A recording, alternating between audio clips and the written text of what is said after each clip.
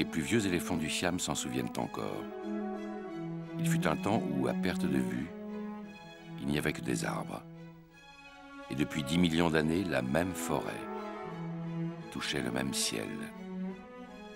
Les créatures de la jungle n'en avaient jamais connu d'autres pour décor de leur enfance. Du golfe du Bengale à la mer de Chine méridionale, de l'équateur au tropique du Cancer, la forêt courait, sans jamais rencontrer d'adversaire à sa mesure. Elle s'éployait sans limite, elle dévorait l'espace.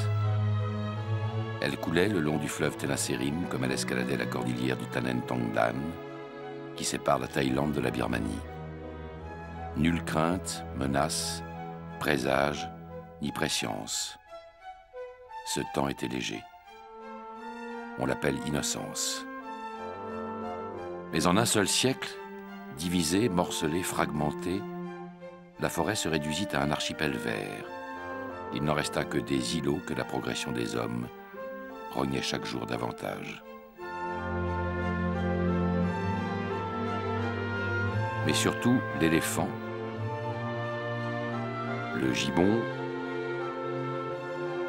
ou le banteng ne pouvaient plus rejoindre leurs cousins, naufragés sur un autre îlot de forêt verte, par-delà les routes ou les villes. Il était bien brisé, le grand tout par quoi ce monde, un jour, avait commencé. Pourtant, en chaque parcelle de forêt éclatée, était appelé à survivre un peu de l'innocence originelle.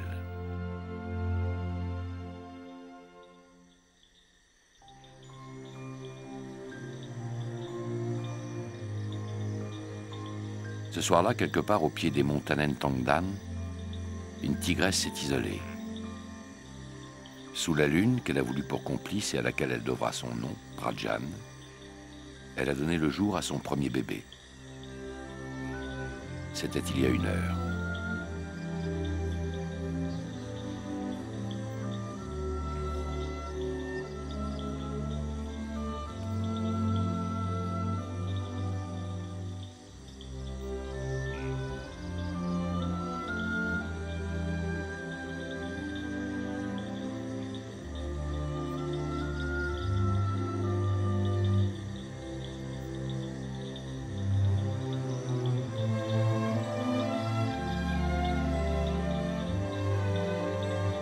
Cette nuit-là, Prajan l'a attendu près de 4 mois, quand normalement la gestation d'une tigresse ne dure qu'une centaine de jours.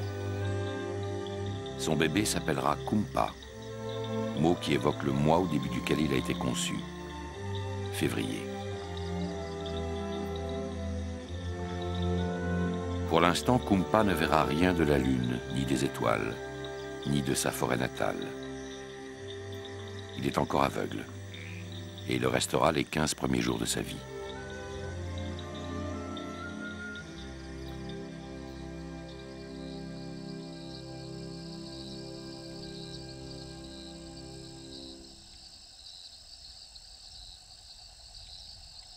C'est pourtant l'heure à laquelle s'activent déjà parfaitement clairvoyants ceux qui forment le peuple de la nuit.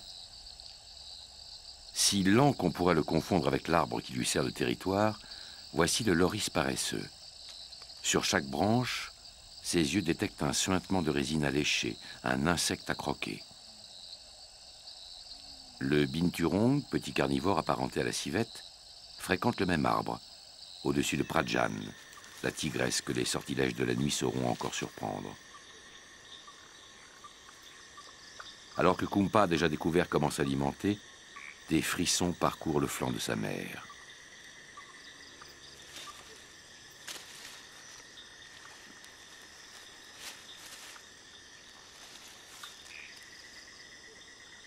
Prajan devrait se sentir libérée, mais elle devine que sa tâche n'est pas achevée. Bientôt, de timides contractions remplaceront, au creux des reins, ses premiers tremblements. C'est comme s'il frappait à la porte un retardataire intimidé. Trop discrètement pour qu'on l'entende.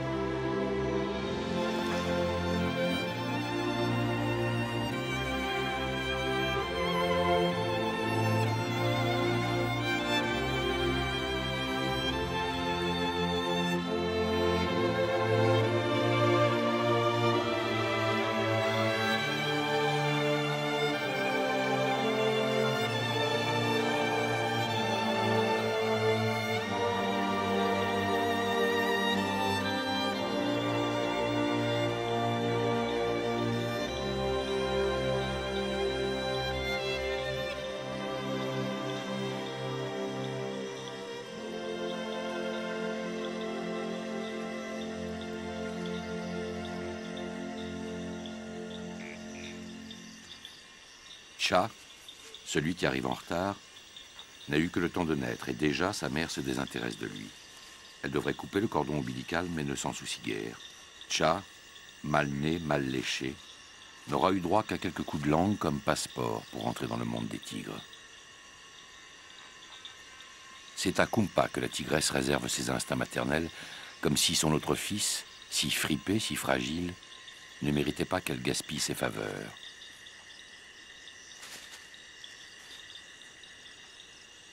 Le croit-elle mort-né? Cha tire de toutes ses forces, mais rien n'y fait. Quelque chose l'entrave, qui lui interdit d'accéder à la mamelle et l'exclut de toute tendresse.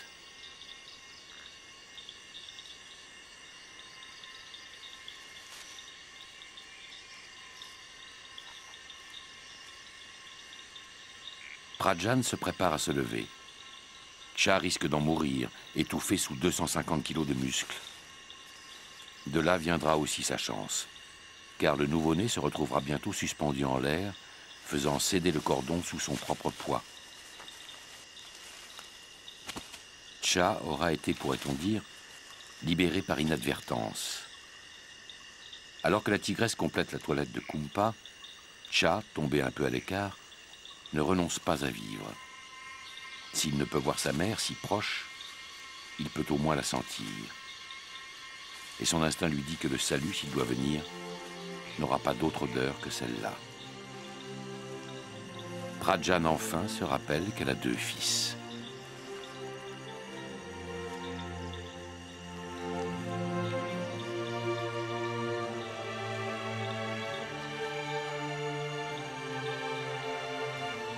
D'un simple coup de dent, Prajan signe l'acte de naissance de son fils, brusquement désentravé. Pour Cha, la vie commence vraiment. Le reste n'était qu'un prologue.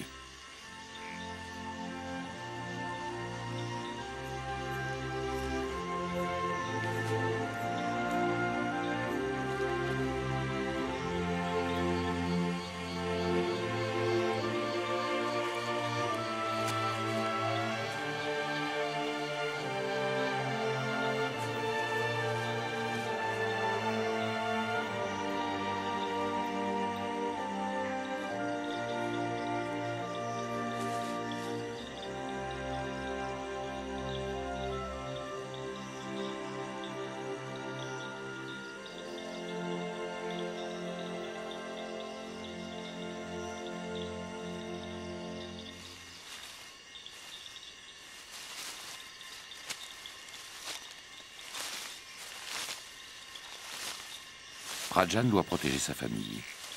C'est pourquoi elle enfouit ses bébés sous des feuillages qui les dissimuleront au regard d'un éventuel prédateur.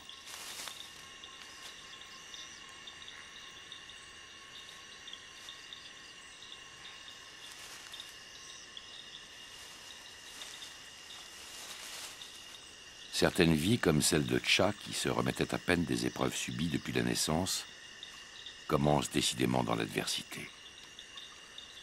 Prajan doit reprendre des forces. Le placenta dont elle mange les lambeaux contient des protéines et des hormones qui lui seront bénéfiques. En les faisant disparaître, elle supprime par la même occasion les odeurs susceptibles de signaler la présence des nouveau-nés. La tigresse s'allonge enfin près de ce fils né pour survivre.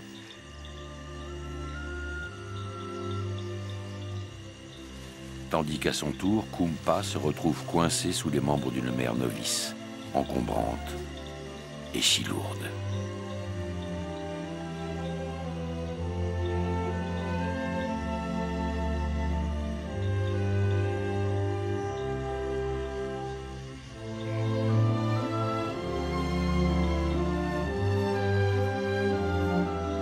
La voie s'est dégagée vers la mamelle offerte. Sans l'avoir jamais appris, Cha sait qu'à cette source jaillit la force. Cette force sans laquelle nul ne peut vivre dans la forêt des tigres.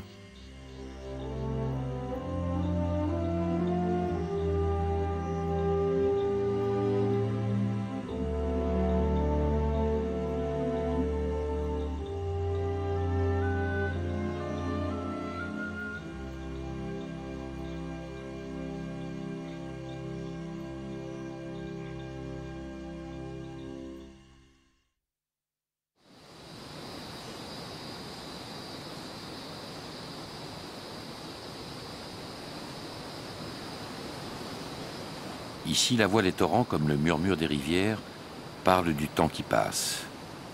En Asie du Sud-Est, l'eau n'est pas une denrée rare, mais son degré d'abondance marque les saisons. Nous sommes en mai. Dans cette région du monde, c'est la saison qu'on appelle sèche. Mais cela signifie seulement que l'eau coule sur la forêt sans la submerger. Plus tard viendra la mousson. Mais c'est une autre histoire.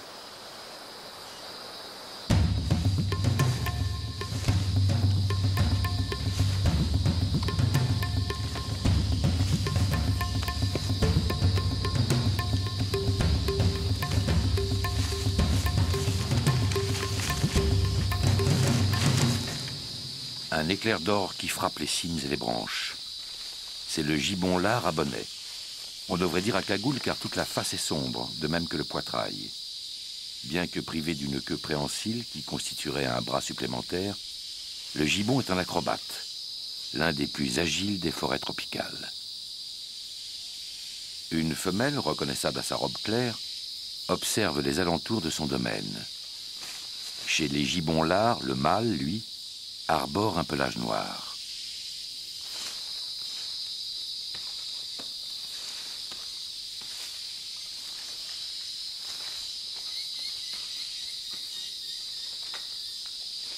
Chez les gibbons, aussi doués pour le chant que pour l'acrobatie, tout est prétexte à donner de la voix.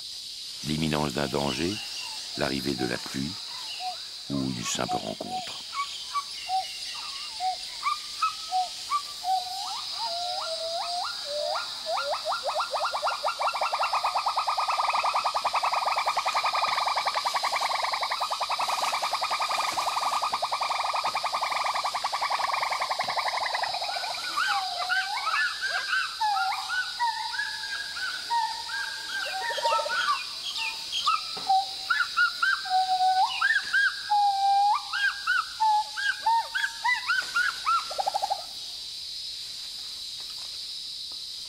Les différentes espèces et sous-espèces de gibbon se distinguent par un chant caractéristique.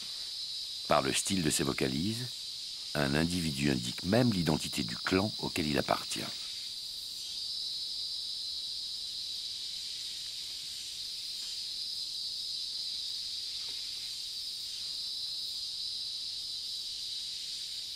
Après avoir chanté, il convient d'écouter. Les sons qui s'élèvent de la canopée offrent aux auditeurs la gazette de la forêt. Tout y est dit. L'irruption d'un léopard ou le mouvement d'une harde de cerf, l'agonie d'un buffle, aussi bien que l'appétit des vautours.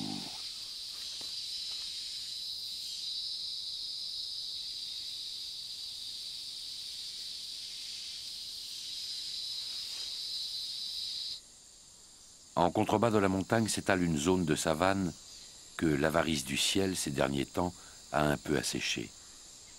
C'est le domaine choisi par Wan, l'éléphante, pour y mener aujourd'hui sa troupe itinérante.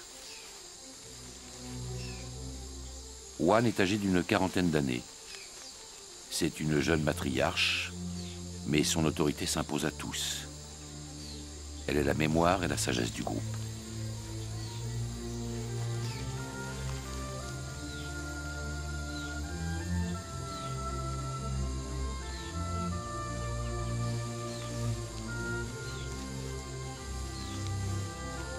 La troupe progresse vers la rivière et la proximité de l'eau, promesse de bonheur, excite les plus jeunes, dont le pas s'accélère.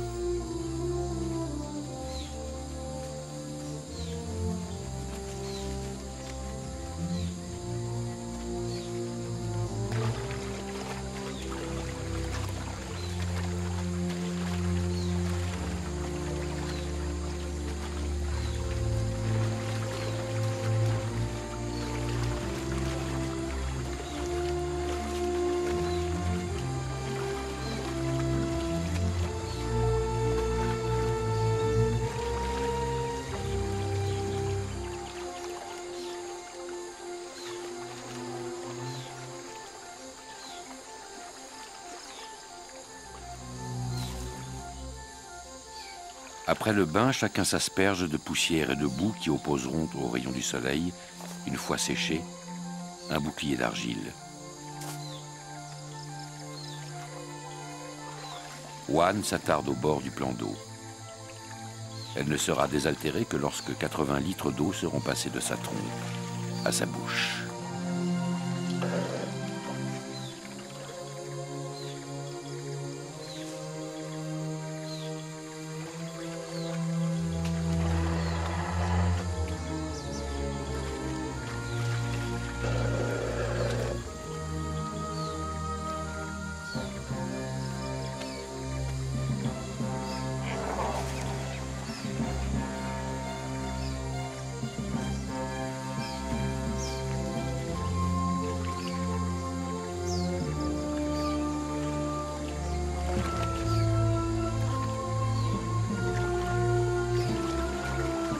Juan règne sur une vingtaine d'individus. Tous obéissent à la moindre impulsion qu'elle communique au groupe. Il est temps à présent de se replier vers les contreforts des collines, où les éléphants brouteront jusqu'au coucher du soleil.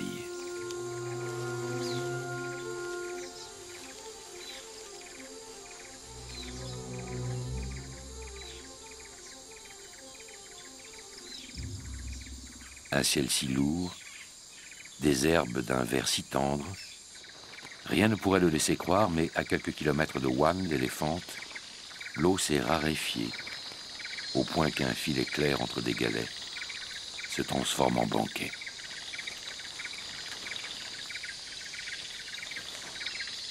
Du ciel, les pigeons qui se rassemblent en nuée dense sont les premiers à repérer entre les pierres le miroir brisé auquel on pourra s'abreuver.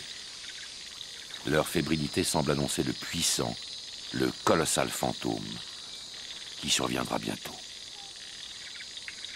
Le voici. Le gore, parfois appelé bison d'Asie, le plus grand des bovidés et l'un des plus dangereux. Ni le tigre ni le léopard ne s'attaquent à ce géant qui peut les tuer d'un seul coup de corne.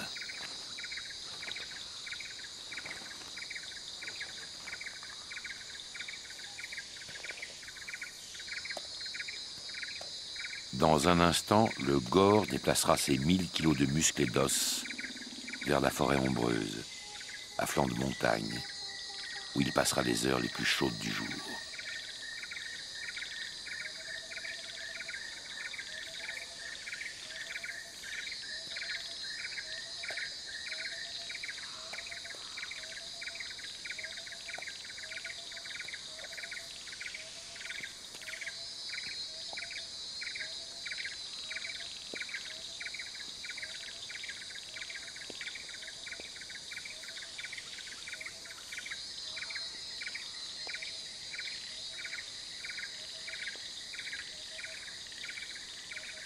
Le tapir d'Asie, qui se distingue de son cousin sud-américain par la couverture claire posée sur son dos, vient boire à son tour, avec toute la délicatesse qu'autorise sa trompe. Le tapir semble fait de briques et de broc, des pattes de rhinocéros, des sabots de bœuf, une silhouette de porc et une trompe d'éléphant tronqué.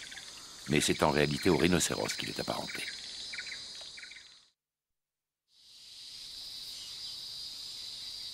La chaleur intense, il fait presque 40 degrés, transforme l'eau en moiteur et l'empêche de s'accumuler. Les conditions climatiques sont les meilleures pour ce qui moisit, fermente ou se transforme.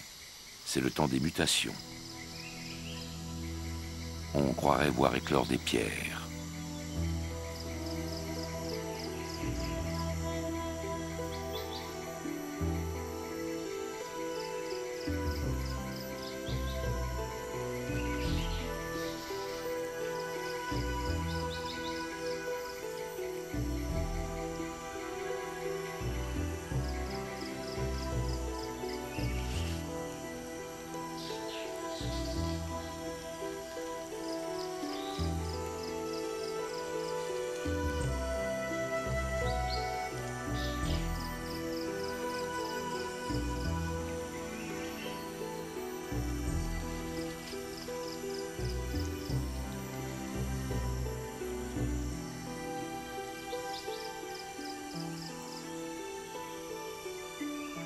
Timide comme le bourgeon, fragile comme le vermisseau, le serpent qui quitte sa coquille deviendra un jour cobra royal, un serpent venimeux, le plus grand du monde. dont la morsure tue. Il mesurera plus de 5 mètres.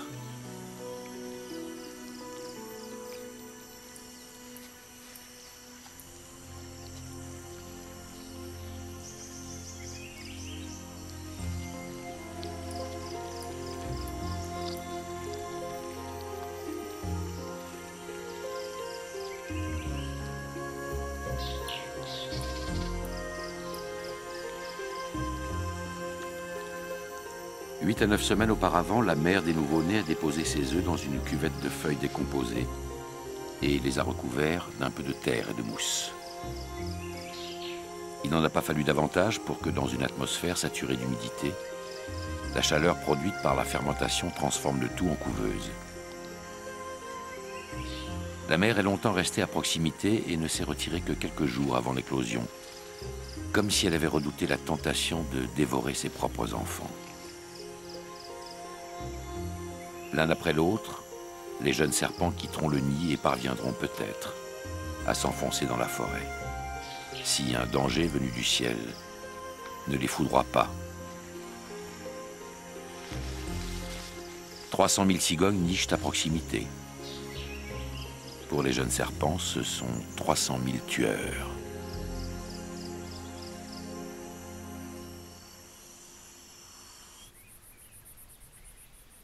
« 24 heures se sont écoulées depuis la naissance de Tcha et de Kumpa. Les tigres nouveau-nés dorment près de leur mère.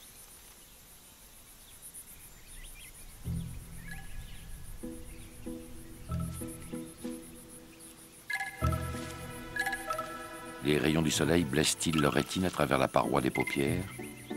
Savent-ils déjà rêver? Est-ce la faim qui les perturbe? Sous le regard de Prajan, les deux bébés s'agitent dans l'inconscience du premier sommeil.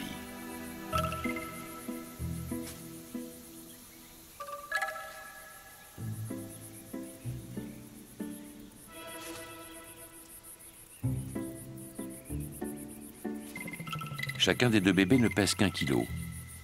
Leurs yeux mettront 2 semaines à s'ouvrir. Ils dépendront du lait de leur mère pendant plus de 2 mois et ne seront indépendants qu'au terme de leur première année.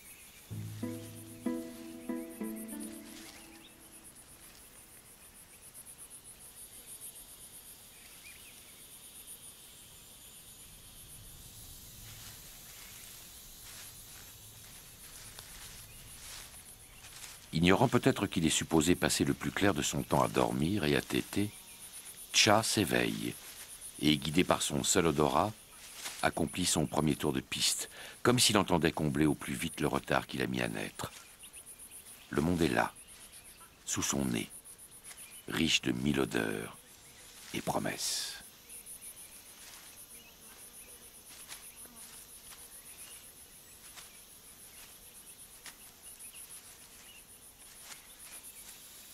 Mais qu'il est dur d'explorer la planète quand l'âge se mesure encore en heures. Un circuit de 4 mètres suffit à épuiser l'aventurier qui s'écroulera bientôt sur l'épaule de son frère.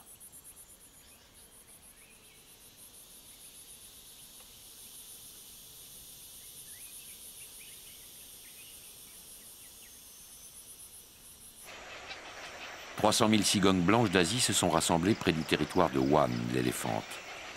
Elles sont arrivées en novembre. Quand viendra le temps des pluies, elles migreront vers les deltas du Gange et du Brahmaputra, à 1300 km de là. Mais pour l'instant, chacune d'elles s'affaire aux travaux d'entretien du nid. Sikao, un mâle, rassemble quelques branchages sous le regard d'un varan venu rôder là dans l'espoir de glaner un œuf ou un oisillon tombé du nid. Indifférent, Sikao complète sa moisson et ingurgite autant d'eau qu'on peut contenir son estomac.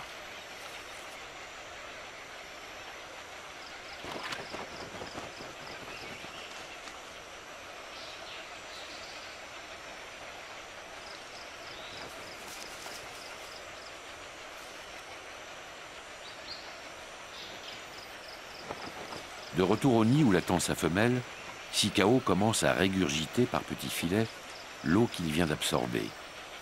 La chaleur est telle que les œufs, trop exposés au soleil, pourraient en souffrir. Une longue douche permettra de les maintenir à une température offrant un meilleur confort thermique aux oisillons à naître. Le mâle et la femelle prennent soin des œufs en alternance et quand l'air fraîchira à la faveur de la nuit, ils couvront à tour de rôle.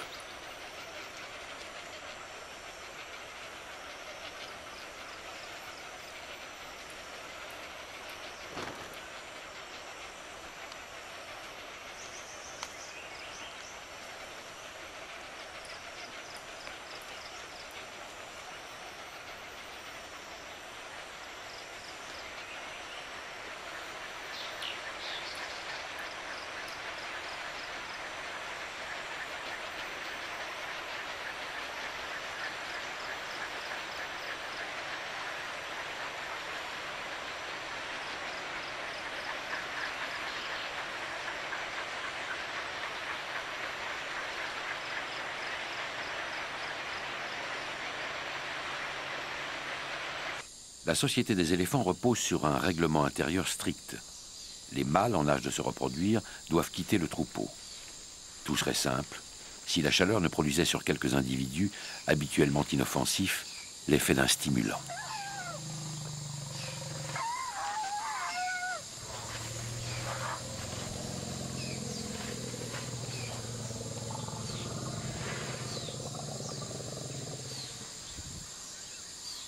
La très jeune femelle qu'un adolescent aurait aimé soumettre est revenue vers sa mère.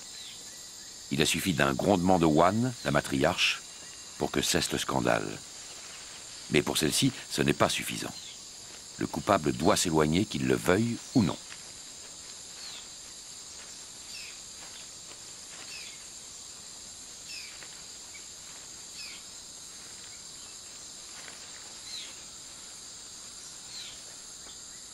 À peine un premier contrevenant a-t-il été sanctionné, un second s'en prend à une éléphante du même âge que lui. Le dommage risque d'être plus grave car cette fois la tentative ne sera pas vouée à l'échec par la différence de génération entre les protagonistes.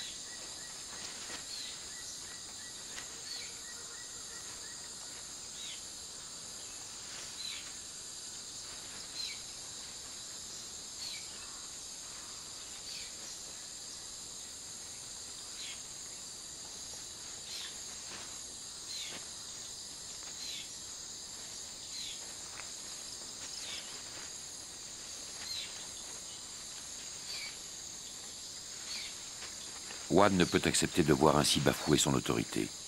Un bref combat sera nécessaire pour mettre en garde le présomptueux et le chasser définitivement vers les marges du troupeau, où rôdent d'autres jeunes mâles célibataires.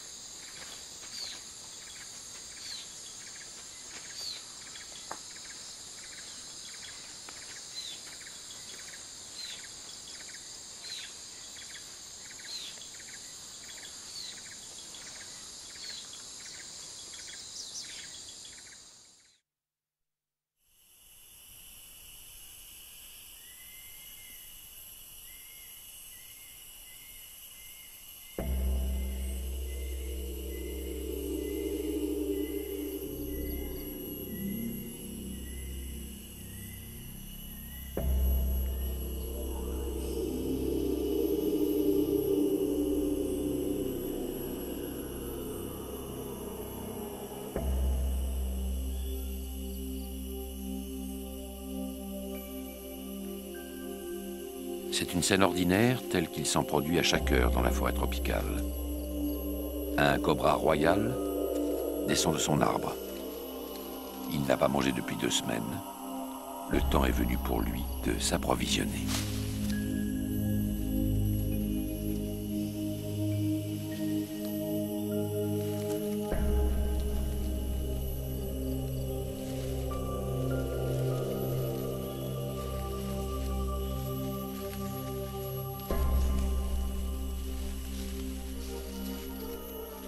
Quelque chose vient de froisser les herbes à proximité du chasseur, qui se met à l'affût. Venu le narguer sur son propre terrain, une couleuvre aquatique olive se faufile sur le tapis vert. Le cobra royal déploie le capuchon caractéristique qui marque sa colère ou son agressivité. Les adversaires se tiennent face à face. Le premier qui se jettera sur l'autre prendra l'avantage. Le temps s'immobilise.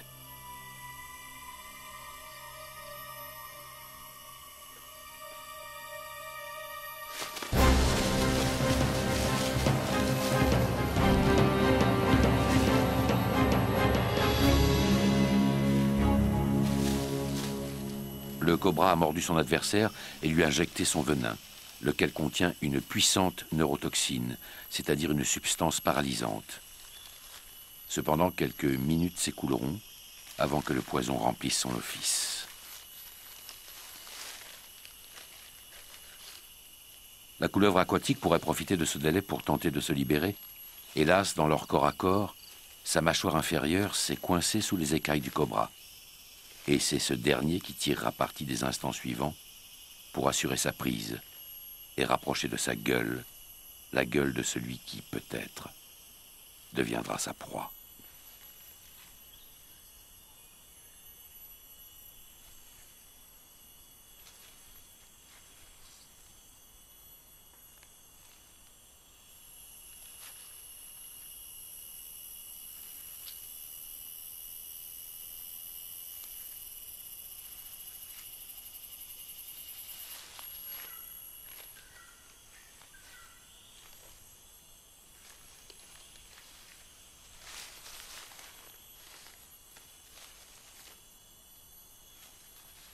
Aidée par l'attraction qu'exerce sur elle le cobra royal, la couleuvre aquatique olive se détache, in extremis.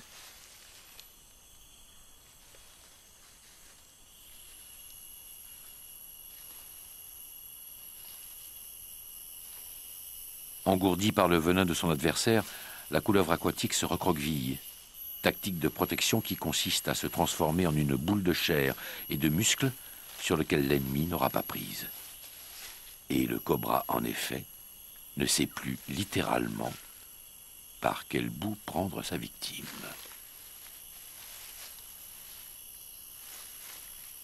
Le cobra avale ses proies en commençant par la tête, généralement le meilleur moyen de les absorber dans le sens du poil ou des écailles, ce qui évite de s'écorcher le gosier. Mais comment trouver la tête quand elle ne se distingue plus du corps ?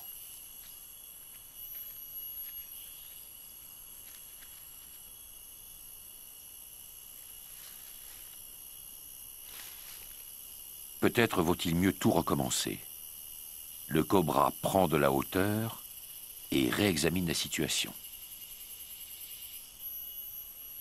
La couleuvre ne se montre guère vaillante, mais demeure trop emmêlée pour être consommée dans cet état.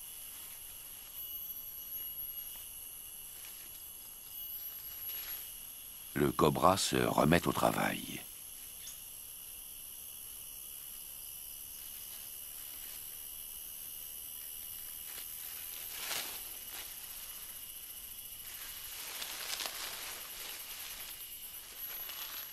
La couleuvre aquatique olive, dans un dernier spasme de vie, reprend conscience et décide de livrer un dernier combat.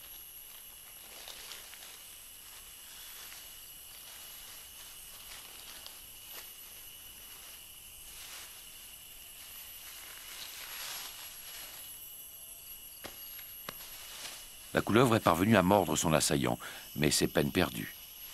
Le cobra royal, dont d'autres serpents constituent le mets favori, est immunisé contre le venin de ses victimes. Il reprend aussitôt l'avantage. Il tient enfin la gueule de sa victime dans la sienne. La tragédie se termine. Il ne restera plus qu'à en jouer l'épilogue. Un long, un interminable engloutissement. Un festin où aucune miette ne sera laissée sur la table.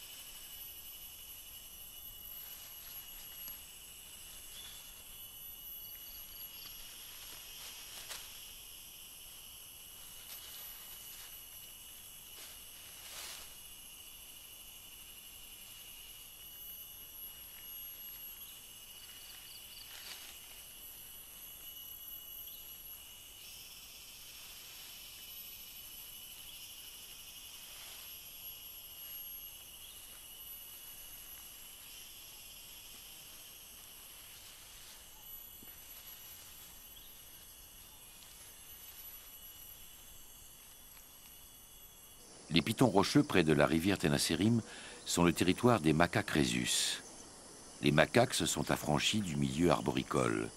Ils arpentent le sol des plaines ou se tiennent comme rangés sur des étagères aux différents paliers d'un escarpement.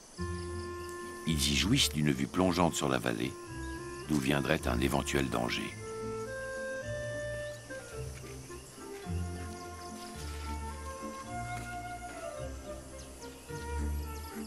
La plupart des jeunes de la colonie, nés juste avant septembre, atteignent l'âge où l'on découvre le plaisir de jouer avec des congénères, qu'on écrasera de sa supériorité si l'on a eu la chance de naître quelques semaines ou quelques jours avant eux. D'autres, capables de marcher depuis l'âge d'une semaine, resteront ancrés à leur mère pendant leurs premiers mois, même si l'inaction les démange.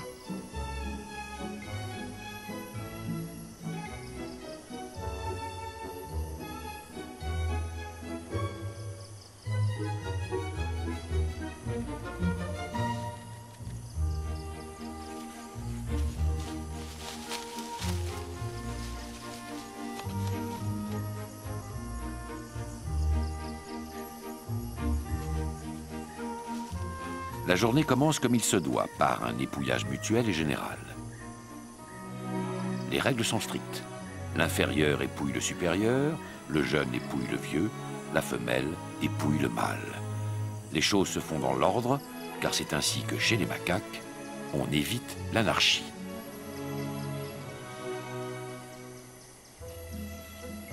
Les plus jeunes apprennent les règles de préséance dès qu'ils se détachent de la mamelle maternelle. Ils découvrent alors qu'à flanc de colline, comme sur les branches des arbres, la hiérarchie se devine aussi au niveau d'altitude où l'on a réussi à se hisser.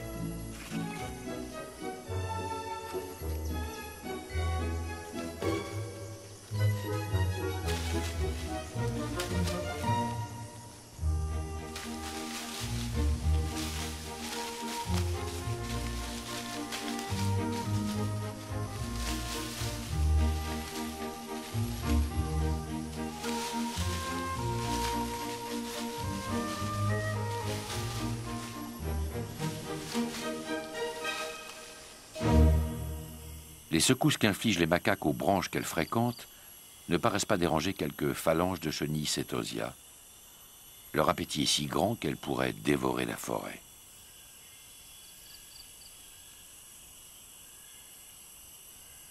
À peine écloses, elles se rassemblent, conformément à leur mœurs grégaires, sur les feuilles les plus proches qu'elles vont transformer en dentelles.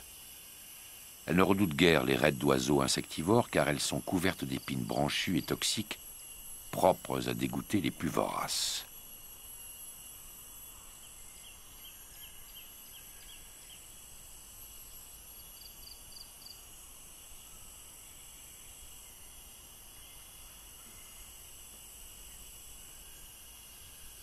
Les chenilles Setosia forment sur chaque feuille un front serré. Leur tête se résume presque à des pièces buccales spécialisées, de véritables machines à broyer la matière végétale.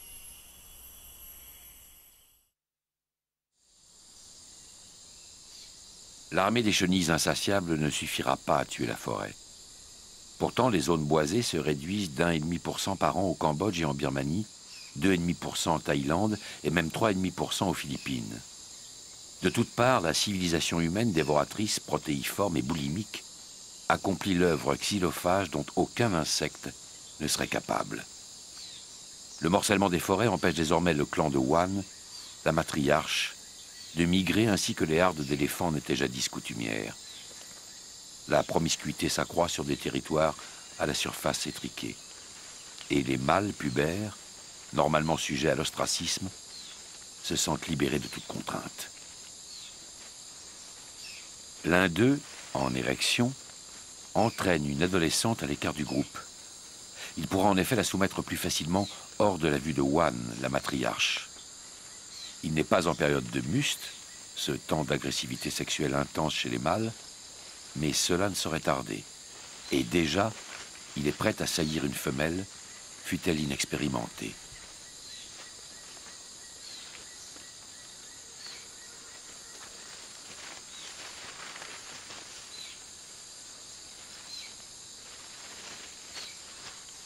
Inexpérimentée, la femelle, faudrait-il dire la victime, l'est, assurément. Elle adopte une position inappropriée, jambes arrière fléchies, et cela laisse penser qu'elle ne s'est encore jamais reproduite. Le séducteur, qui ne s'acharne guère et digère sa frustration, ne s'est pas aperçu qu'un autre mâle rôdait derrière lui. Ce dernier, tous efforts préliminaires épargnés, entend abuser à son tour de la jeune femelle.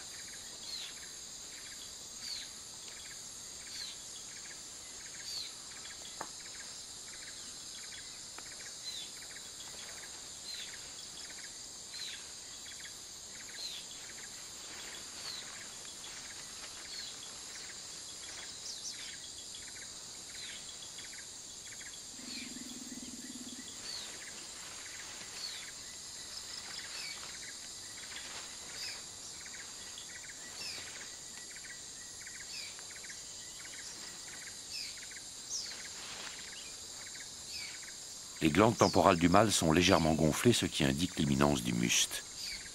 La femelle se laisse faire, mais il lui faudra un jour apprendre d'un autre mâle au sens pédagogique plus poussé les véritables règles du jeu.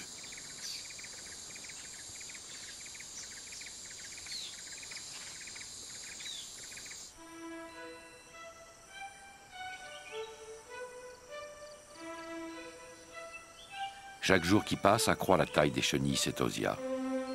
Elles broient en permanence tiges et feuillages, comme s'il leur fallait se gaver le plus vite possible, comme si une mystérieuse urgence leur ouvrait un appétit inextinguible. Dans chaque cellule de leur corps est en effet gravée la consigne de toute éternité, fixée à leur espèce. Dévorer, dévorer sans trêve, jusqu'à la métamorphose qui fera de vous des papillons.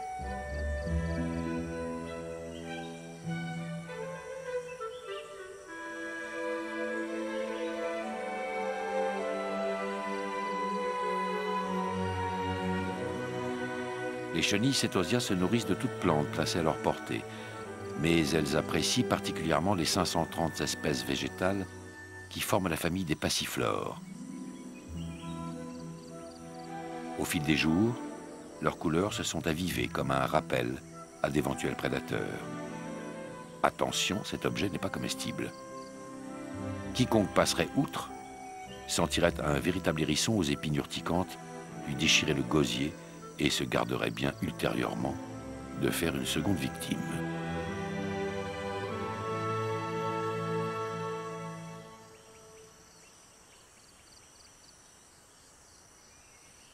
Leur panoplie dissuasive ne rend pas pour autant les chenilles invulnérables. Leur corps, si mou, peut en effet servir à d'autres insectes, tenter d'y pondre leurs œufs. La chenille, toujours vivante, fera office d'incubateur et offrira une réserve de nourriture aux larves nouvellement écloses qui la dévoreront de l'intérieur.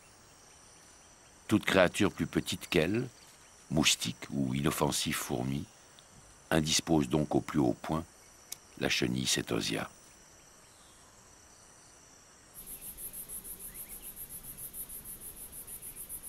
Ce soir, comme chaque soir, plusieurs millions d'insectes périront en quelques heures. L'hécatombe sera perpétrée bien avant le lever du soleil. L'agression massive et spectaculaire partira d'ici, de ce roc, que l'érosion et les ruissellements ont creusé de cavernes. Pour l'instant, tout est calme. Seul, un habitant du rocher, on ne sait pourquoi égaré en plein jour, tente de rejoindre les siens. La lumière le blesse, le brûle et le déroute. Tout empêtré de poussière, il se presse vers sa patrie, la pénombre. La route est dure sur ce terrain escarpé où l'on risque de lâcher prise à chaque instant.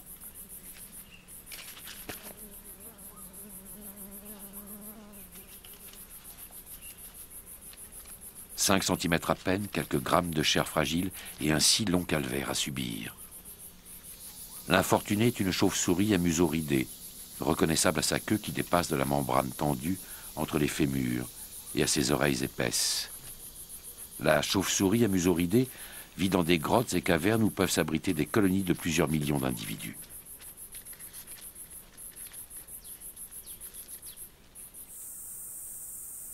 Un interstice s'est présenté, une simple fente dans la paroi rocheuse. Pour le jeune égaré, c'était le salut.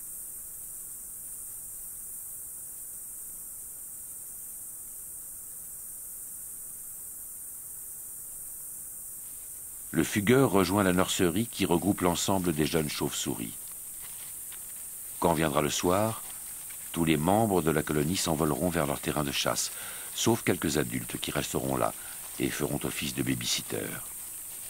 Et quand les mères reviendront au petit matin, chacune d'elles, par un processus mystérieux, reconnaîtra à coup sûr dans ce grouillement de chair rose son propre bébé et ne le confondra avec aucun autre.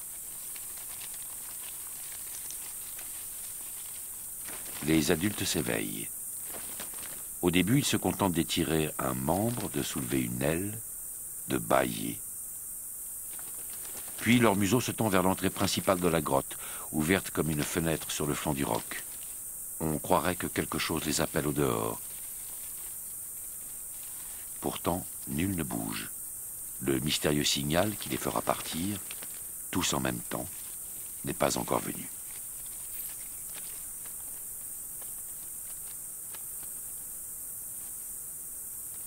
Un deuxième dévoyé n'aura pas la chance du premier. Il est tombé, à l'intérieur même de la grotte, sur l'épais matelas de fiente qui en forme le sol. La peau rongée par l'acidité de ces tonnes d'excréments, il n'y survivra pas. Et c'est son corps épuisé, une fois n'est pas coutume, qui nourrira les insectes grouillants.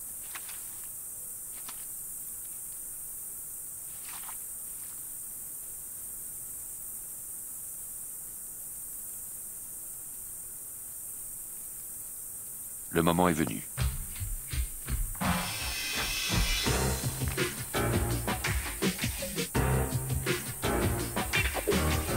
Deux millions de chauves-souris se mettent en ordre de bataille. Bientôt, elles répondront à la convocation de la nuit et prendront leur envol. L'hécatombe des insectes pourra commencer.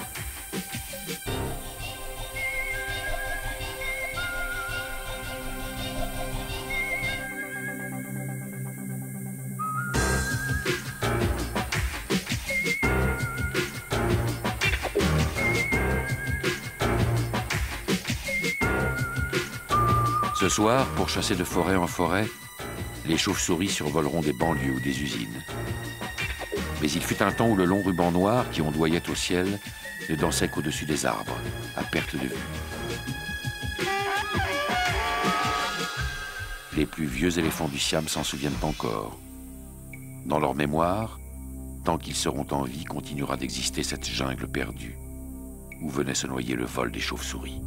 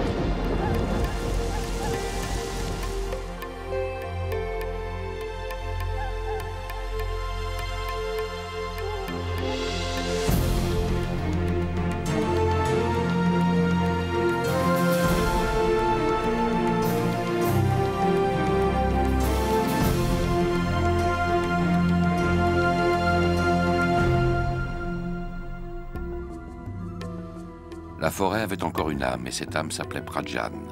Prajan, la tigresse.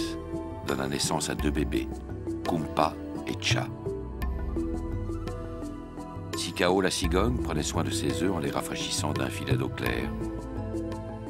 Dans le clan des éléphants, quelques perturbateurs en rut bravaient Wan, la matriarche, et celle-ci devait faire preuve d'autorité pour établir l'ordre. Les macaques avaient pris possession d'un escarpement au pied duquel ils purent assister un jour au combat du cobra royal contre la couleuvre aquatique. Pendant ce temps, les chenilles broyaient des feuillages comme la civilisation des hommes dévorait la jungle perdue.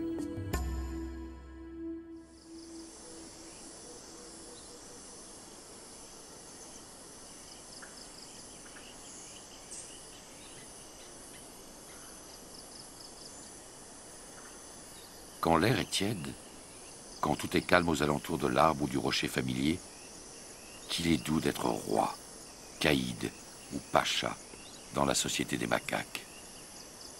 Comme vous êtes grand et fort, un subalterne ou une femelle vient vous épouiller. Installez-vous bien confortablement à la fourche d'une branche. Un avorton vous importune? Chassez-le du revers de la main. Jouissez du temps présent et pour vous distraire, observez vos congénères.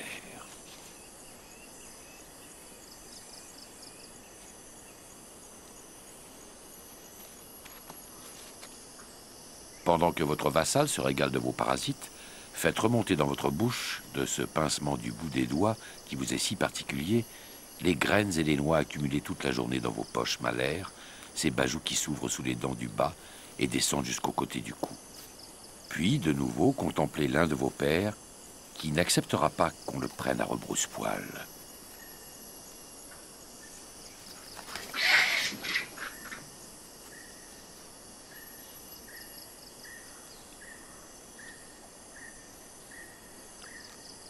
Aujourd'hui, vos poches malaires regorgent de friandises. Profitez-en.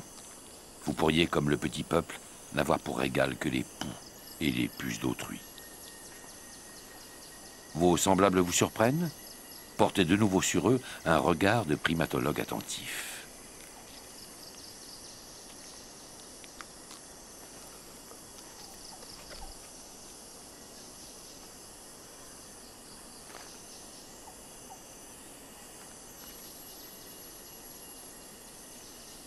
Lorsqu'elles sont pleines, vos bajoux contiennent l'équivalent du contenu de votre estomac.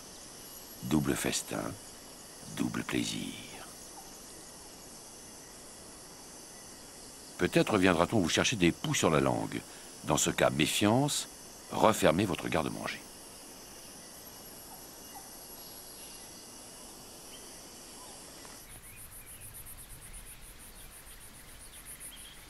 Jadis, la forêt s'étalait d'un seul tenant du golfe du Bengale à la mer de Chine méridionale. Elle offrait aux tigres et aux éléphants d'Asie un territoire aux bornes inatteignables. Aujourd'hui, dans la forêt morcelée, chaque animal a perdu ses cousins lointains, isolés de lui sur une autre île verte. Prajan, la tigresse, règne sur l'un de ces lambeaux de forêt vierge, près de la chaîne montagneuse du Tanen Tondang, à l'ouest de la Thaïlande. Ses bébés, Kumpa et Cha, sont à présent âgés d'une dizaine de jours. À la naissance, Cha a dû se battre pour vivre, alors que son frère, arrivé en avance, monopolisait la tendresse de leur mère. Alors aujourd'hui, c'est lui qui accapare la mamelle et laisse Kumpa aller se blottir ailleurs, où bon lui semblera.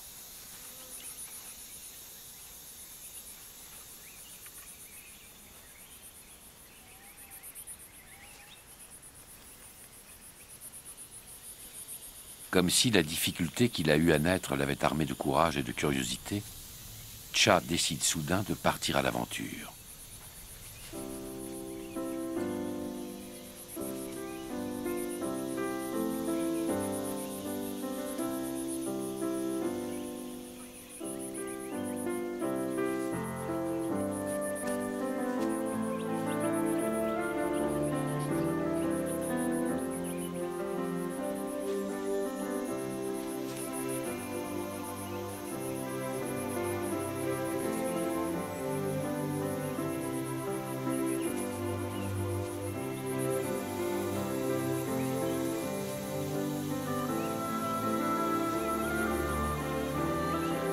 Déjà, sa conquête de l'univers, c'est-à-dire des quelques mètres carrés dont sa mère est le centre, épuise le jeune tigre. Mais devant ses yeux qui ne peuvent encore voir autre chose que des halos de lumière, une ligne sombre se met en mouvement, comme un pointillé qui partage le sol.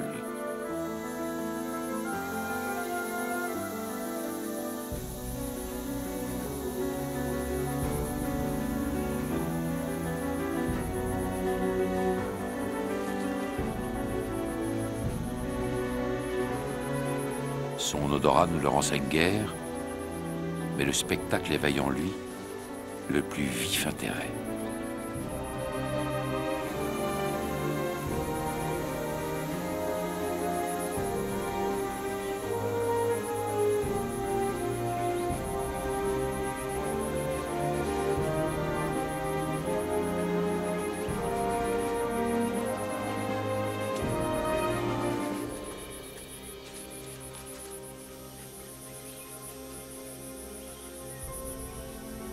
Ainsi s'achève le premier voyage de Tcha.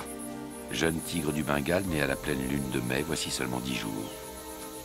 Submergé de fatigue et de faim, Tcha ne pense plus désormais qu'à ce lait tiède qui lui donnera la force de se venger du monde, ou peut-être même de l'apprivoiser.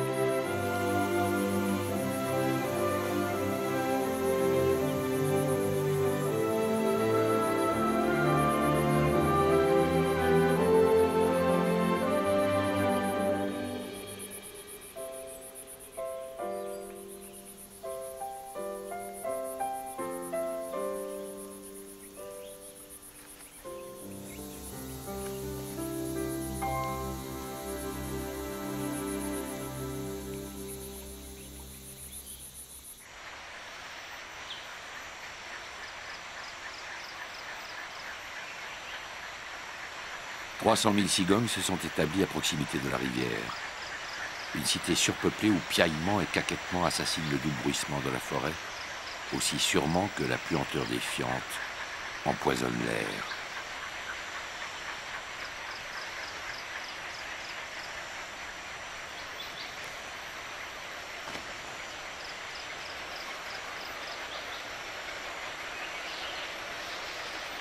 Posée sur le nid qu'elle a bâti avec son mâle, Sikao, et où ils ont couvé à tour de rôle les œufs qu'elle avait pondus, Wao, la femelle, s'affaire à consolider son habitat. Et c'est surtout l'énervement de ses petits qui lui donne du fil à retordre. Leur peau encore noire absorbe chaque rayon du soleil au lieu de le refléter. Ajoutée à la faim, la chaleur les surexcite.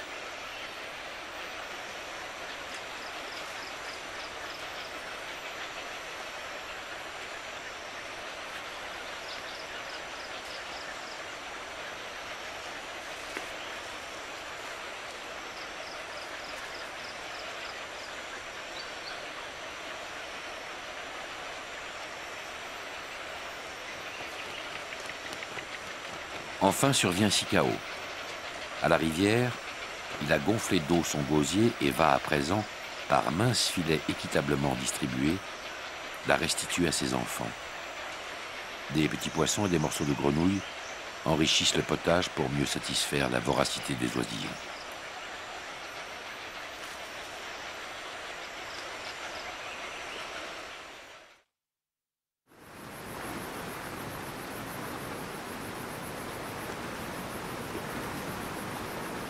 Les monts Tanen Tong Dan, qui séparent la Birmanie de la Thaïlande, alimentent en eau chaque artère, chaque veine de la forêt. Cette eau ne viendra jamais à manquer. Mais en cette saison chaude et sèche, pourtant, chaque goutte est précieuse. Bientôt viendra la saison humide et les flots du ciel s'abattront. Du moindre filet d'eau, ils feront un océan. Mais pour l'instant, la crevette qui déambule sur le lit de gravier n'a guère le choix. Elle doit parfois côtoyer de trop près quelques prédateurs, réputés pour leur férocité. Une tortue Trionyx vient de l'apercevoir. D'instinct, la crevette sait à qui elle a affaire. Elle s'enfuit en un éclair. La tortue Trionyx est une tortue dite molle. Au lieu d'une carapace, son dos n'est couvert que d'une épaisse couche de peau, ce qui la rend vulnérable aux morsures de ses congénères ou à la griffure des rochers sous lesquels elle essaie parfois de se glisser. Cette peau a cependant pour avantage de laisser passer l'oxygène, ce qui limite la fréquence des remontées à la surface.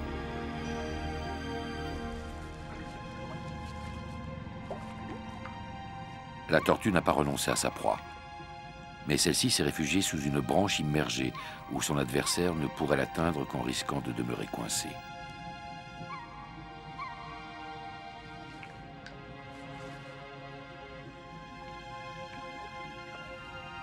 Le prédateur tente d'accéder au butin par une autre voie. Mais le temps qu'il fasse son détour, la crevette a réussi à se dissimuler.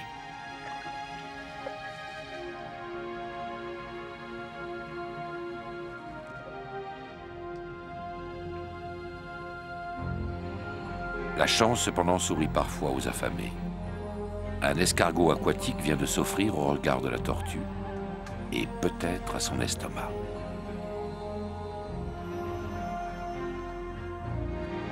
Encore faut-il trouver le moyen d'avaler la proie, et ça n'est pas une mince affaire.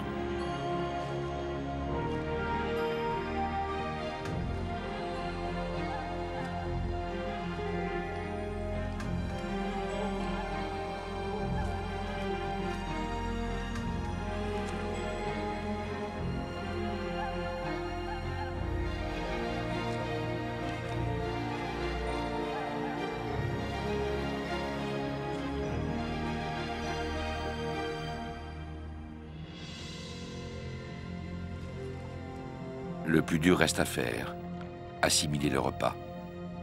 On prend une bouffée d'air et on se pose au fond de l'eau. Puis on se laisse gagner par une sorte de léthargie. Les sucs gastriques n'ont plus qu'à remplir leur office. La tortue Trionyx, massacreur efficace et souvent cannibale, ressemble alors à ce qu'elle est. Un reptile repu, occupé à digérer le monde.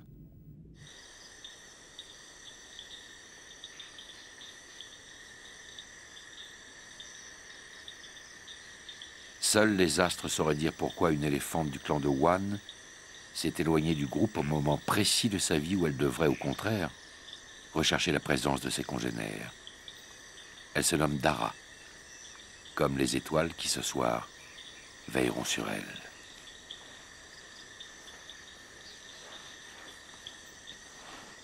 Depuis plusieurs heures, Dara passe d'une agitation extrême à des moments d'apathie. Ses larmes, les suintements de sa vulve, sa nervosité, tout indique que bientôt, le petit éléphant qui s'agite en ses flancs réclamera davantage d'espace et s'invitera dans la forêt.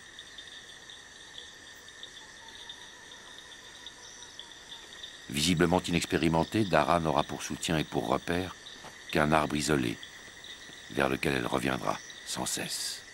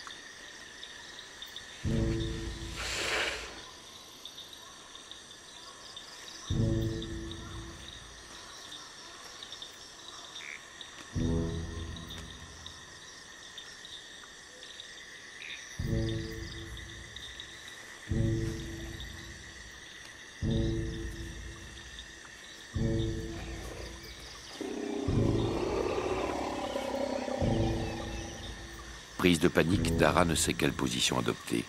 Son propre corps l'encombre. Elle voudrait le poser n'importe où, comme un fardeau trop lourd. Elle l'ignore encore, mais c'est pourtant debout qu'elle donnera naissance à son bébé, comme le font toutes les éléphantes, dotées pour cela d'une fente de l'utérus située très bas, près du sol.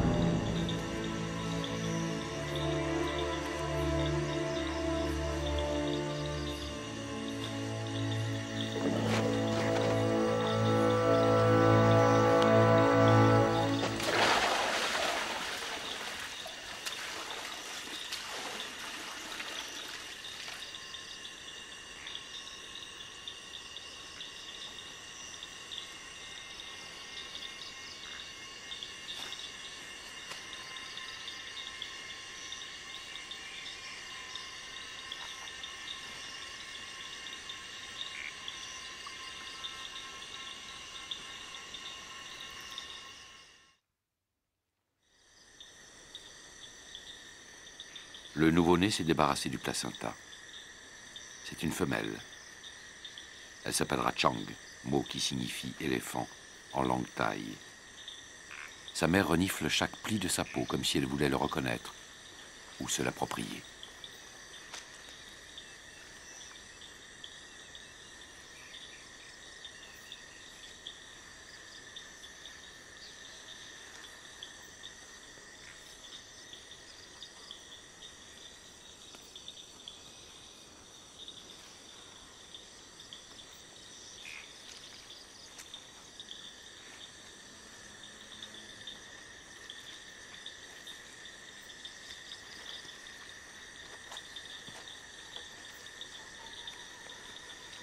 Chang doit à présent se lever et prouver qu'elle a la force d'affronter la jungle. Si elle n'en était pas capable, un tigre pourrait survenir et voler son premier souffle. Chaque minute gagnée prouvera sa vigueur, son désir de vivre. Dara voudrait aider sa fille, mais son corps, encore enduit de liquide amniotique, glisse, comme celui d'un poisson du fleuve. Alors l'éléphante essaie de la caler avec son propre pied, et il lui tente une trompe secourable.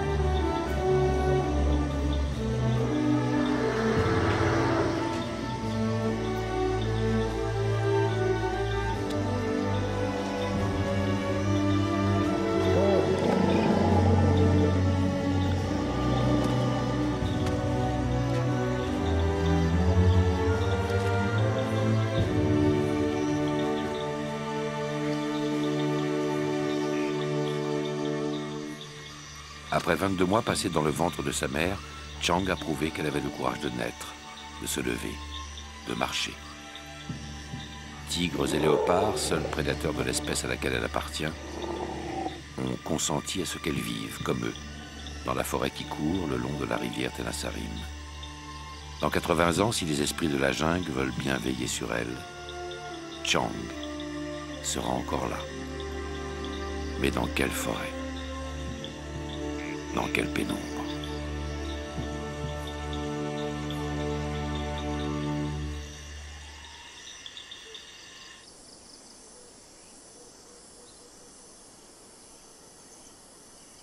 Sur les pitons rocheux où se tient leur colonie pendant la saison sèche, quelques macaques femelles doivent, comme Dara l'éléphante, veiller sur leur progéniture.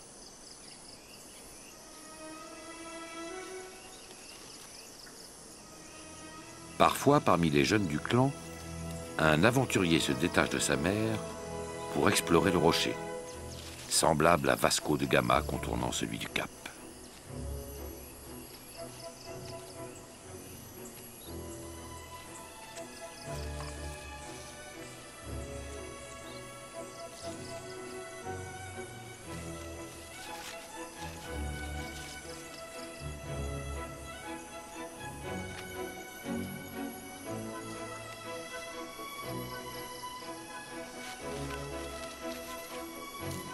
Sur une branche, un congénère du même âge n'entend pas céder sa place.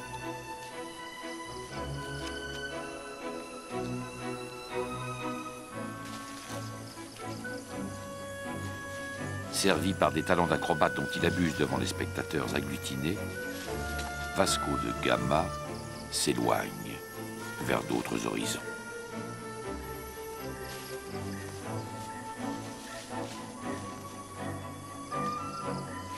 L'explorateur revient enfin fraterniser avec son camarade.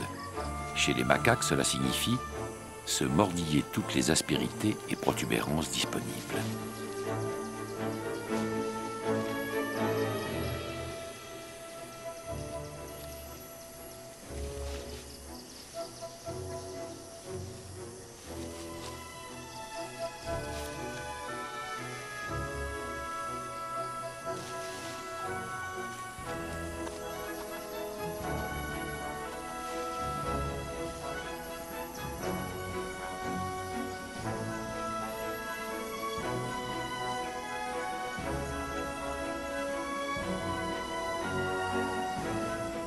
Un de ses aînés convoite le même promontoire. Vasco de Gama se retire aussitôt. Son jeune camarade devra bien lui aussi respecter les préséances et se pousser un peu.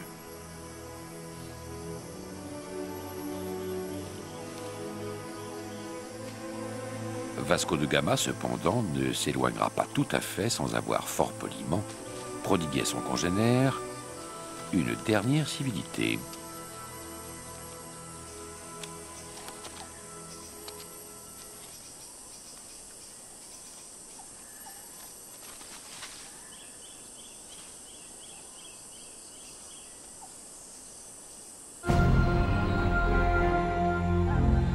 Sous des frondaisons semblables à celle-ci, il ne demeure dans toute l'Asie que 4000 tigres sauvages.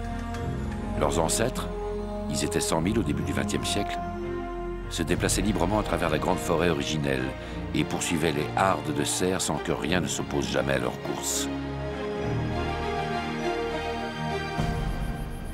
Aujourd'hui, les tigres vivent confinés dans des forêts rétrécies et bordées de périls. Parmi eux, Prajan, la tigresse, partie ce matin à la recherche d'un point d'eau où s'abreuver.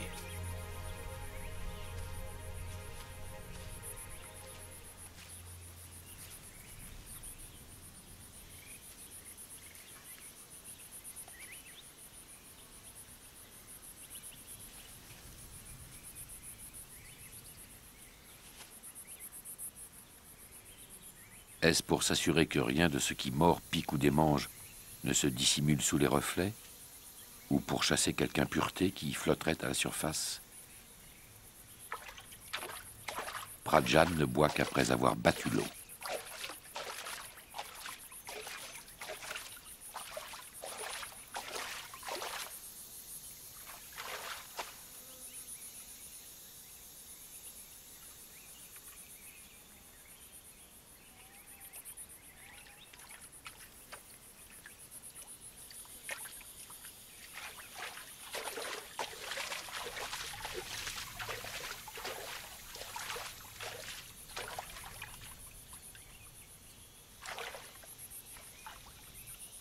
Avant de s'éloigner, Pradjan a recouvert ses bébés d'une couche de feuillage afin de les dissimuler au regard des prédateurs et d'un peu de terre afin de masquer leur odeur.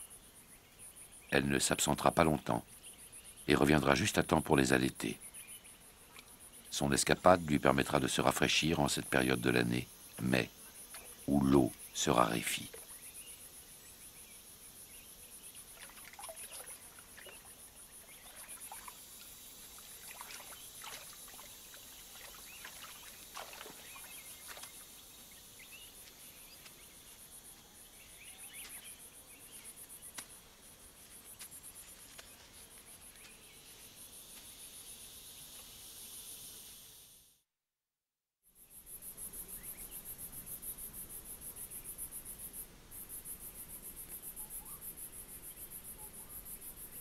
Près du cours d'eau où la tortue Trionyx traque les crevettes, la moiteur ambiante fait le bonheur des mollusques.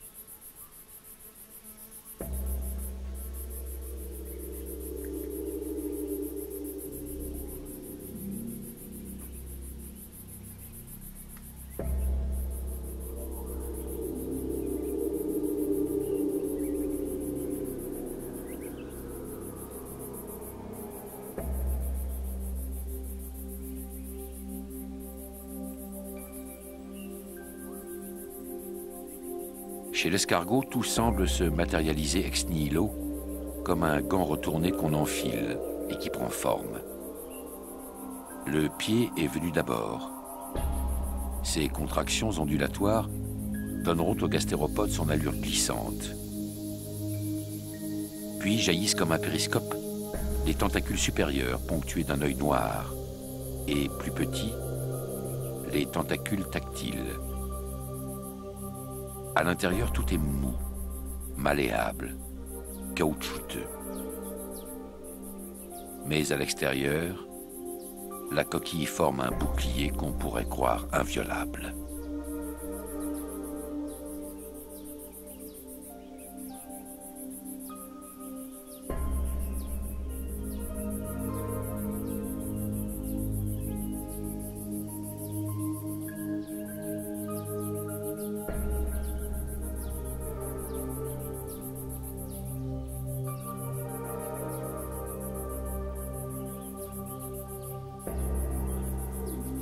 Dans les mêmes parages rôde le lampyre, coléoptère dont la femelle, qui s'avance ici, produit une lumière à laquelle elle doit son surnom de ver luisant. Deux principes guident les instincts du ver luisant. Un, il ne tient pour inviolable aucun bouclier, coquille ni carapace. Deux, tout escargot rencontré par hasard excite son appétit.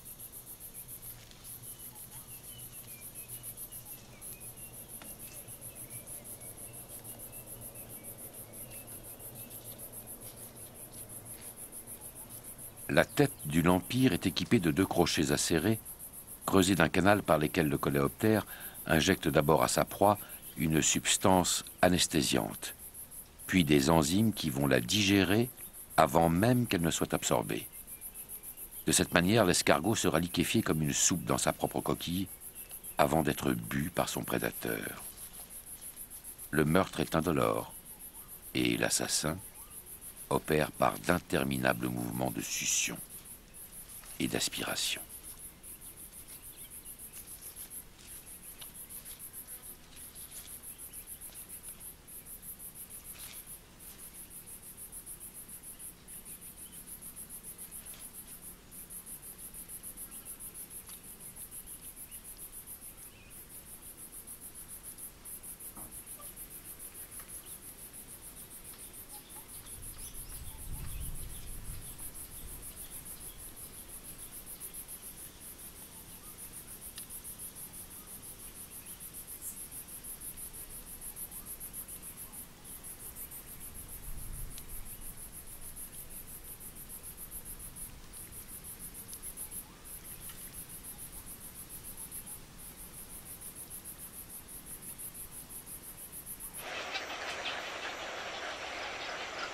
Victime d'un lampyre, l'escargot aurait pu périr tout aussi bien sous le bec des cigognes blanches d'Asie.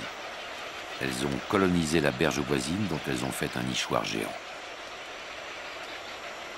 Wao, la femelle, s'affaire à consolider le nid. Une tâche jamais achevée. Une tapisserie sans cesse ravaudée au fur et à mesure que les petits l'endommagent en s'agitant. La chaleur énerve les bébés. Pour éviter qu'ils ne tombent du nid, leur mère est obligée de poser sur eux sa patte partiellement palmée.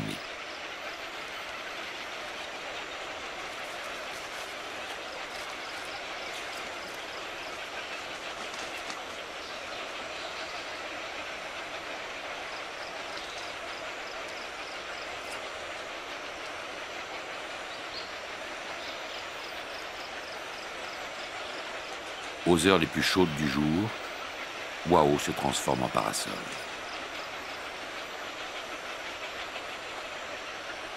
Pourtant, malgré ses efforts, l'un des bébés suffoque. Il est déjà presque inerte.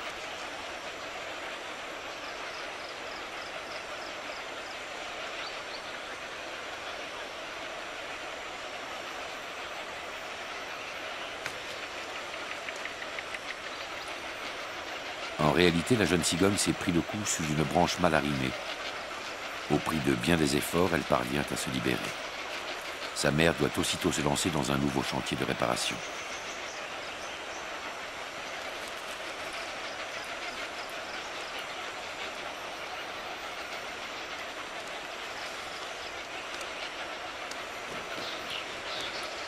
Sikao, le mâle, revient enfin au nid. Chez les cigognes blanches d'Asie, les tâches ménagères, qu'il s'agisse de couver, de bâtir ou de nourrir les bébés, sont assumées à tour de rôle. Dans les marécages et les cours d'eau du voisinage, Sikao a fait une provision de poissons et de mollusques dont il a brisé la coquille grâce à son bec assez puissant pour faire office de casse-noix.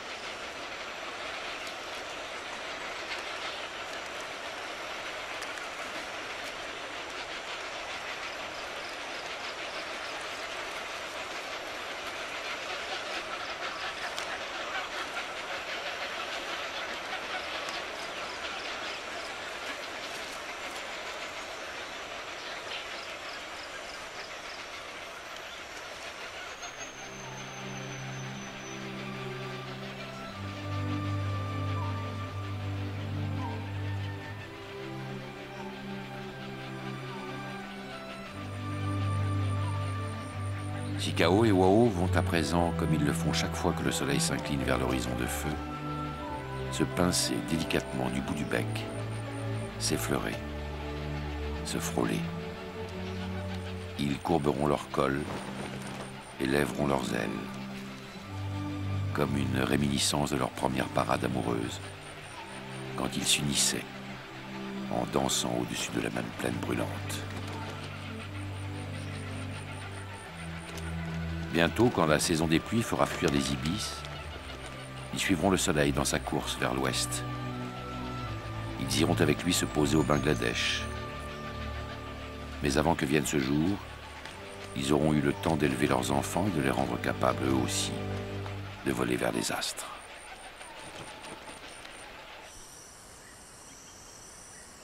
Ses pieds sont plats comme ceux de l'ours, les griffes de ses mains puissantes comme celles du paresseux. Son museau pointu comme celui de l'otarie.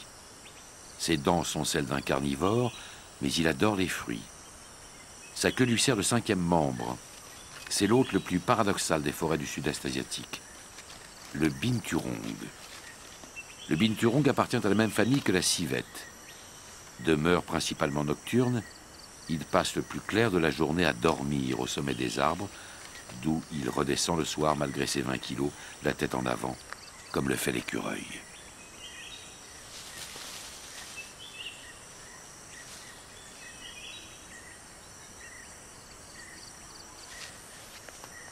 Dissimulé derrière un rideau de feuilles, un second binturong n'entend pas laisser passer son congénère.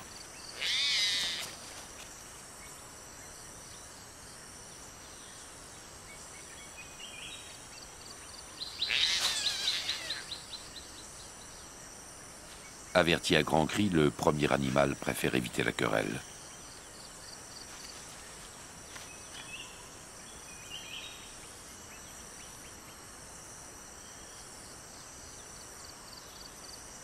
Le mauvais coucheur n'a pas fini de se plaindre. Le visiteur sera conspué à chaque pas de plus.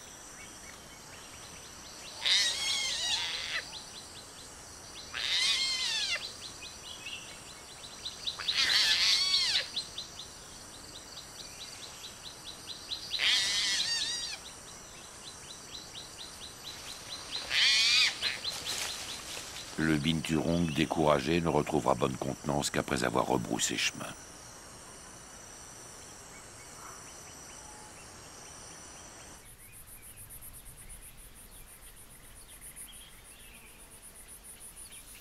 Sous une autre branche dort Prajan, la tigresse, épuisée par une chasse. La charge de 2 bébés et la nécessité de leur fournir le lait qui les fera grandir la contrainte à s'absenter souvent. Elle doit manger pour 3. Son fils, Cha, dort d'un sommeil moins lourd. Son rêve l'agite et le déstabilise.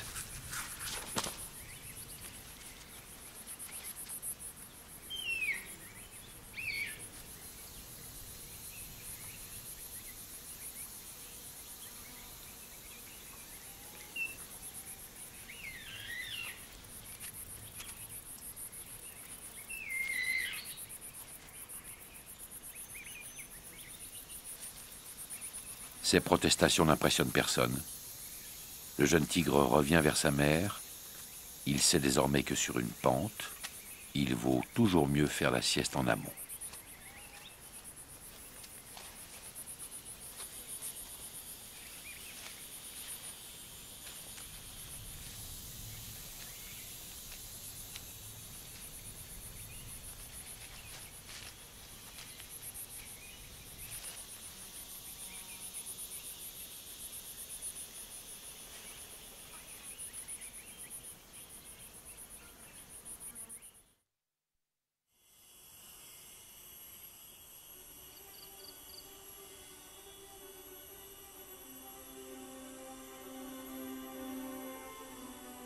Il y a quelques jours, près du plan d'eau, le corps d'une chenille Setosia s'est transformé en une structure rigide, la chrysalide.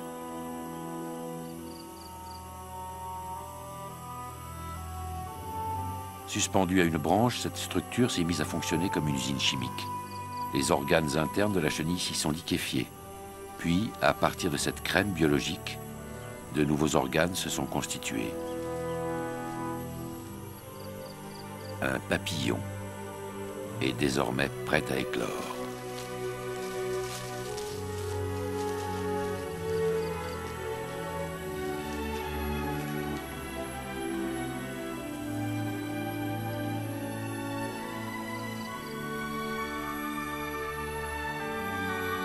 Après s'être débarrassé de sa gangue, l'insecte doit désankyloser et manœuvrer ce corps inconnu. Puis, il apprend à déployer et à replier cet organe flexible et spiralé qu'il ne possédait pas la veille, la trompe.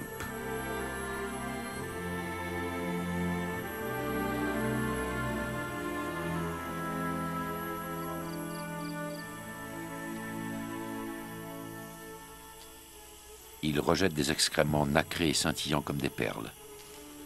Appelés méconium, ils contiennent les déchets de digestion dont le corps ne pouvait se défaire quand il était replié et enfermé sur lui-même, à l'intérieur de la chrysalide.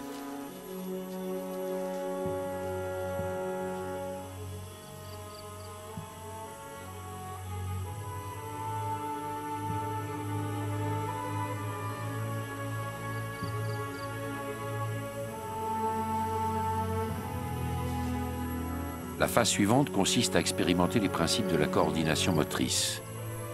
Le papillon Setosia déplie les ailes, striées de couleurs vives qui lui vaudront son nom familier, papillon léopard.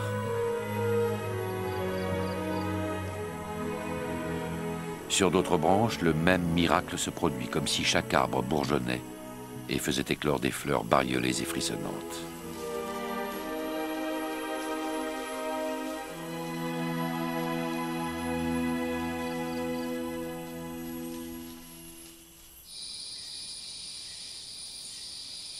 Dans la forêt thaïlandaise, la biodiversité est si grande qu'il faut parfois parcourir des kilomètres pour trouver 2 arbres de la même espèce. En forêt pluviale, on peut compter 200 essences différentes par hectare, contre une vingtaine dans une forêt européenne. Teck, chêne, eucalyptus ou acajou. L'ours à collier, ainsi nommé en raison de la bande pectorale claire qui se détache sur son pelage sombre, fait de chaque arbre sa demeure. Et quand un autre l'y a précédé, Il n'a plus qu'une idée en tête, rejoindre le privilégié et lui disputer son perchoir. Le premier occupant du promontoire se nomme Baek. Il se comporte en propriétaire. C'est plus que l'on peut supporter le jaloux qui se lance à l'abordage.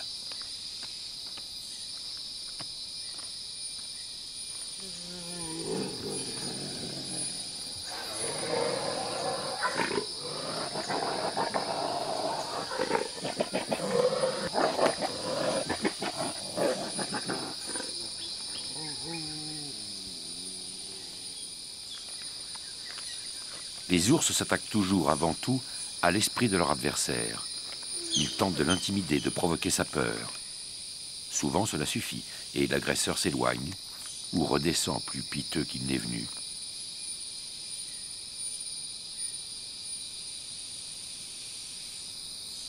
Le perdant s'en tirera avec un nez endolori.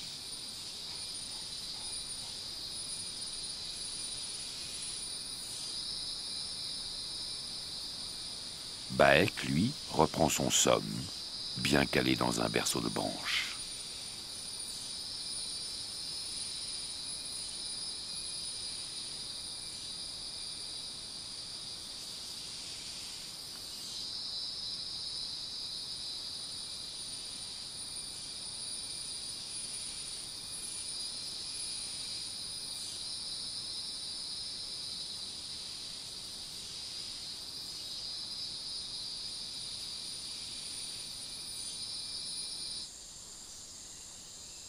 Il y a 10 heures exactement est née Chang, la fille de Dara l'éléphante.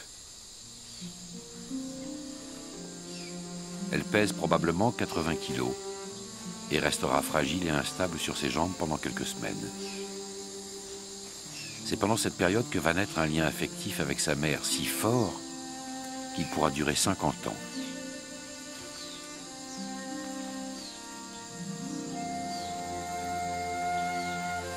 Dès les premières heures, Dara va examiner son bébé sous toutes les coutures, du bout de la trompe, comme si elle procédait à une méticuleuse auscultation.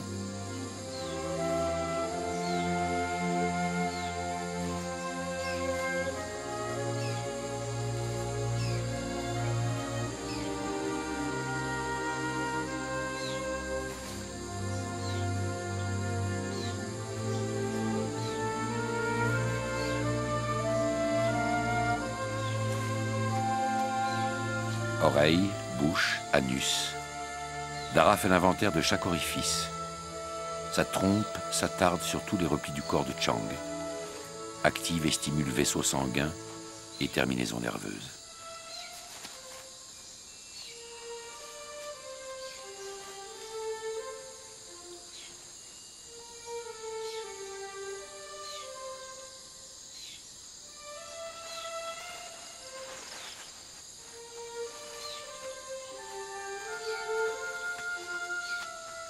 Chang mettra plusieurs jours à prendre conscience de son propre corps. Même la marche implique une coordination motrice qui lui viendra progressivement.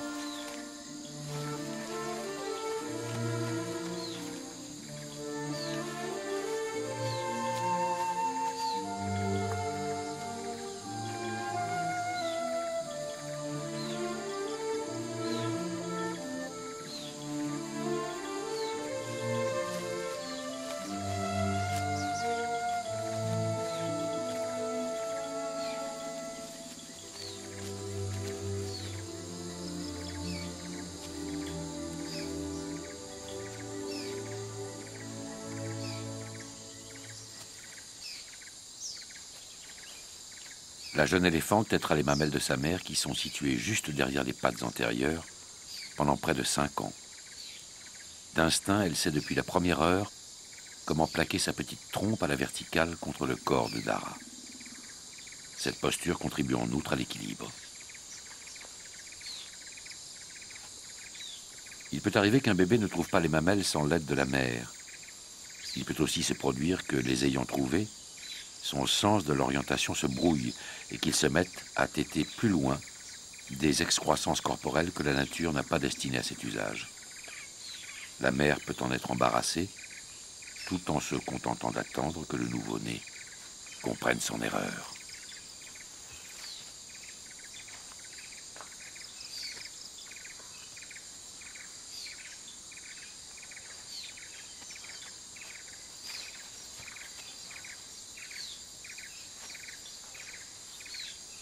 En quelques heures, alors que pendent encore à son ventre les restes du cordon ombilical, Chang a déjà beaucoup appris.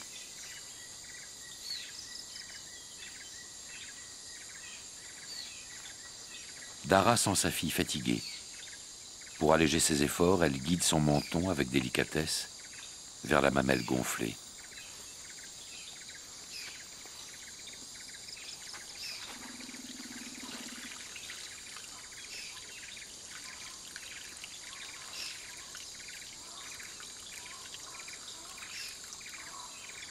Dara examine et renifle minutieusement l'urine de Chang.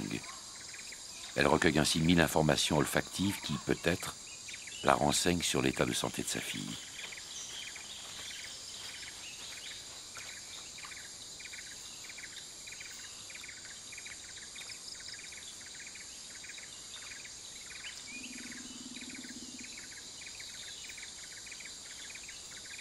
Puis Dara reprend son travail d'auscultation comme un médecin qui établit une expertise.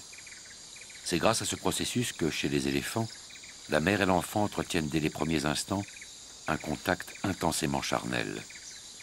Chaque geste fait intervenir tous les sens, le toucher, l'odorat, le goût, l'ouïe, la vue. Dans le cerveau de l'éléphante se gravent à jamais les signes et les informations grâce auxquelles, tout au long du demi-siècle à venir, Chang demeurera le prolongement de sa propre chair.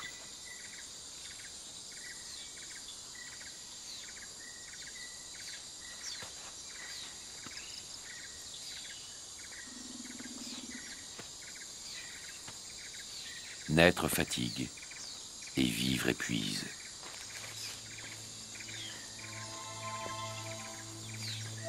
À l'âge de Chang, il faut dormir pour voir renaître à chaque réveil, comme la marée d'un océan, la tendresse d'une mer.